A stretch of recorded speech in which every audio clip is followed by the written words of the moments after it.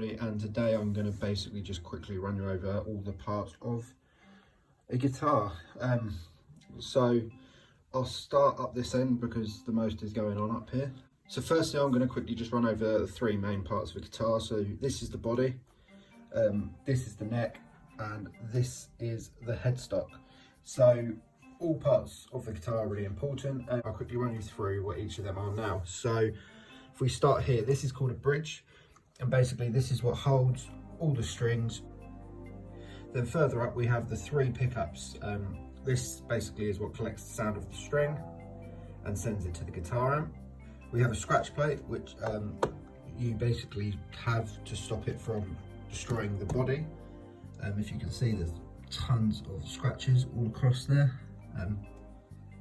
Yeah, so we then look at over this end, and this is the electronical side. You can see over here we have a volume knob, which obviously controls the volume of the pickups. And then we have two tones, so this will make the sound of your guitar brighter or less bright, basically. That is the easiest way to put it. I normally keep them on full at 10. You can see they go from 1 to 10, and you can twist them depending on how much you want. I normally keep all of it up to the top, and but that's preference. You normally tend to find out what sound you want the more you play. This is the jack input, so this is where you put the guitar lead. I'll show you now. So that just goes in there like that. This is a pickup switch, so they come in different variations. I'll insert some images of different ones that I can find on the net. Some are quite useful. I normally switch between that and that. So basically the function of this is to pick which pickup you want to use. So if it's this, it means it's using this pickup. If it's like that, if it's like this, it means it's using that pickup. And if it's like that, it means it's using this pickup.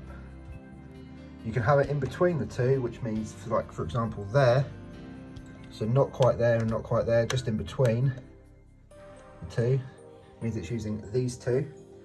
And the same applies when you put it there, it's using those two. So that's the most part of the body of the guitar. Of course you have these things each end, and that's to hold the strap in. So now we'll move on to the neck. So for the neck, it's normally made of maple wood, ebony or rosewood. It can be made of other things, but that's the three classic ones. As you can see, mine's got a bit of wear on there, but they don't normally look like that. That's just because it's a bit old. And then from here it has dots marking different frets. So it doesn't have one on the 1st, 2nd, but does on the 3rd, 5th, 7th, 9th, 12th, 15th, 17th, 19th and 21st. So that's just to help guide people where they're going. There is a more in-depth reason, but I won't bore you with that because it can be quite boring. So the metal things are actually the frets of the guitar, not the wood itself, but most people think it is the wood, but it's not. It's in fact just the metal. The frets get smaller as it gets closer to the body. So on a guitar there's 6 strings. There's the E, the A, the D, the G, the B and the high E. When they sound in tune they should sound something like that, but I don't think it's completely in tune in all honesty. It never is. So now we're on to the headstock. So in this little hole here, I won't be able to get the angle of that. There is a screw that is the truss rod, which goes through the entire neck, and that's basically to help keep it straight. As you can see, one is quite, I'm holding it up at the minute, but if I tilt it, you can see it's quite straight. Oh, also with the neck, they've also got the dots on the side of the guitar in the same place. Basically, I forgot to mention what this is. It's a nut. You can get them in brass, bone and plastic, which I'm assuming this is. It basically holds all the strings together and stops them from sliding all over the neck. These are the tuners. You can twist them either way, and it tunes it up or down. So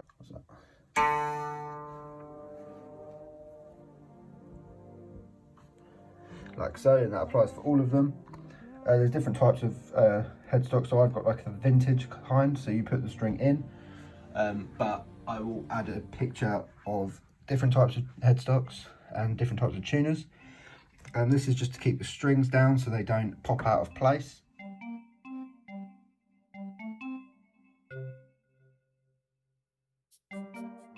Actually, I'll quickly show you the back of it now. Not that that is that is what connects the neck and the body together.